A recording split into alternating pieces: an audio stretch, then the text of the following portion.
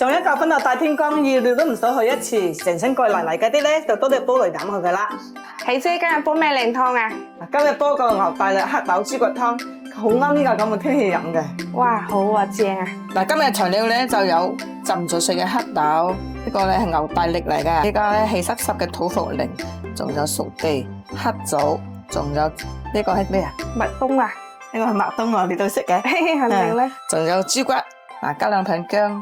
同個前皮一齊落去倒落，其實好好飲噶啦。啲熟地咧就剪咗佢，個容易出味。呢黑棗咧都可以起到滑佢。煲湯係最簡單嘅，嗱，豬骨焯咗水啦，藥材洗乾淨啦，再一齊倒埋落嚟就得啦。空窿空窿，仲有黑豆，加水啦吓，一次性加夠水佢，加夠水之後咧就冚住蓋佢，用大火煲滾，細火煲50分鐘就得啦。噔噔噔噔，嗱呢個湯咧就煲好咗啦，哇，好香啊！加啲鹽調下味就可以飲啦。不揾嚟飲下先，哇，好正啊！呢個湯真係好好飲啊，清甜回甘又好飲，最啱呢家咁天氣啦，大家多啲煲嚟飲下嘅，正啊！